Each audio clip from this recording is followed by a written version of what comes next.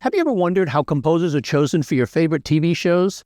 Well, if you have, then you definitely want to check out our featured conversation with Russell Ziecker, Executive Vice President of Music at Lionsgate.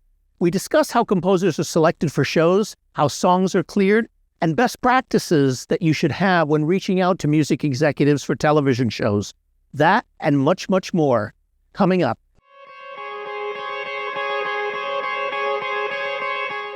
This episode of the MUBUTV Insider video series is brought to you by the Music Business Registry. The Music Business Registry is the leading music industry publisher of the most up-to-date contact information for major and independent record label A&R, music publishers, artist managers, music attorneys, music supervisors, and much, much more. The Music Business Registry is the trusted industry standard and source serving the music business community for over 30 years with the most accurate and up-to-date contact information available. Their titles include the A&R Registry, the Film and Television Music Guide, the Music Publisher Registry, and the Music Attorney Registry. All of their publications are available in PDF, CSV, or online subscription. Visit musicregistry.com and use coupon code MUBUTV10 at checkout. That's musicregistry.com, coupon code MUBUTV10. When you're ready to put your music to work, musicregistry.com. We're back live from Sync Summit on day 2, and we managed to catch up with a man who I've known for about 25 years, Russell Ziecker, who is the head of television music for Lionsgate. Russell, thank you so much for doing this. I really appreciate it.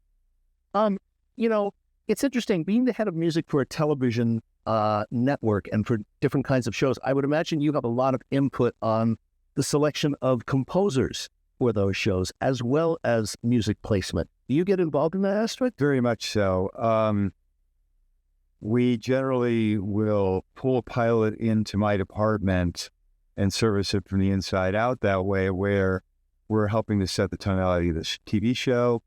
We're finding out what the expectations of the executive producers are. The budgeting process is happening around that time, even though a pilot's a sales tool. We're still planning for success on the other end of that. And the way I look at it, we'll service that pilot, and then if it's successful and it gets a series order, I'll hire myself out and become more of an overseer. So I'll bring in a composer. As the pilot's taking shape, there's 3 phases to it. I'll read a script, I'll make notes to it. Casting changes my head's tonality a lot of times. It's like, well, that's not who I envisioned. So that kind of, if it's, straight example is the low anthem theory, doesn't fit that character's face anymore. So that represents a change along the way. And then when we see first assemblies of a pilot, that also makes for a change. So I read scripts as a cursory, but then make changes as it evolves and the storyline evolves, it gets cast, and we see those, what it looks like on camera, because that's what we're servicing.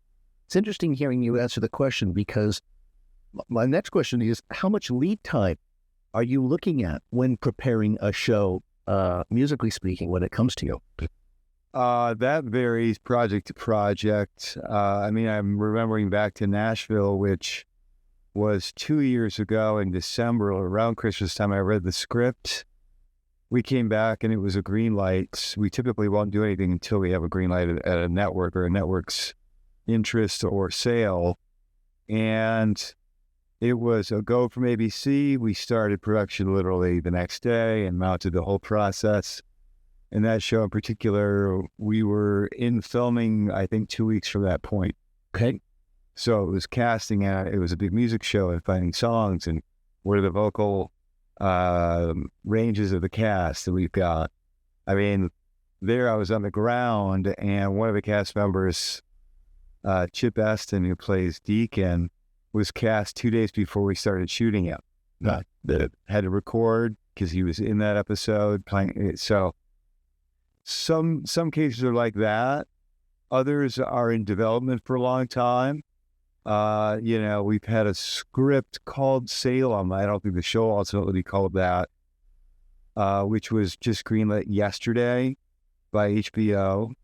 So we've had the script and lived with it through a couple of revisions, but it finally is go time now.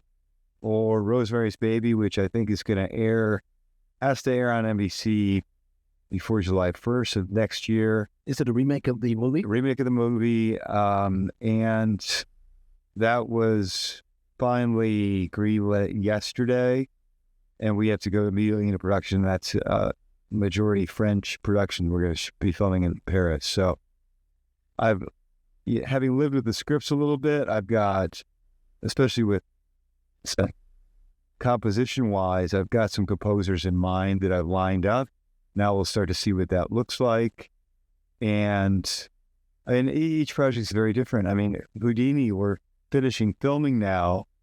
I wanted to have a composer months and months and months ago, but the filmmakers are sort of set in their ways in that they've never had to hire a composer until the post-process. But when you have on-camera orchestras and small groups, you have to be the best authentic representation you can. So having a composer early on could have created those sound templates or an Eric Satie piece or that they would then play to. In this case, it's a little off the track of what I would have done, but that's what we got. Okay. You know, you mentioned a show now called Nashville. Yeah. And I would think that Nashville, to me, in looking at it, would present some very unique kinds of challenges within the music supervision world that aren't normal, in that so much of Nashville's music is on camera and is part of the script in terms of those people, you know, doing this, then showing up at the studio, singing, performing, that's part of the written script. In that kind of a show, do you have to pre-clear all of those things prior to the thing being shot? Yeah, and we have to pre-clear in a number of ways. Like when we cast songs for that, which is sort of how we refer to it in this case, where we're intaking songs for a cast performance, we'll do an outreach to the publishers and the writing community there, because that's one of the things we represent on camera. And challenge is the best word that comes to mind. I didn't start this project with dark hair. I know. So, you know, I made a point on the panel that I'd done earlier that when we do take in those songs, if they're demoed in a particular way or to country, we'll get comments back from network. I like to get things vetted all the way through before we go record. Then we're on the hook for something that may or may not be used. And your point to does that song represent the storyline? That's the first criteria and the biggest one. And then it's getting through all those hurdles and vetting the song, like I mentioned, with studio and network. And oftentimes you'll get a note back that's too country. And it's because it's demoed that way, because that's all we have to assess by at that point. So there's been instances where this season in particular, we had Buddy Miller go back in when we got a network note that that's too dark. First of all, it fit the storyline very well. It was a song called This Town. And I had Buddy re-demo that night to re-present to the network the next day to say, this is what that song could sound like. And it was given a lighter feel with banjos and mandolin, and what was a dark and somber kind of song still was appropriately dark lyrically and represented the storyline, but it had a lighter feel. It was never going to be a pop radio song. Right. But there's a place for songs like that when you're dealing in the context of the TV show. It's representing the character's arc and their storyline. Exactly. So yeah, there's a lot of hurdles in that show. And once we get those cleared, we're only clearing publishing side in that sense because we're recreating masters. You've got to ascertain the vocal range of the cast. You've got to do a rearrangement a lot of times. Find the right players to present that and to play with the character. And then we do a different band that you see on camera than what's been in the studio.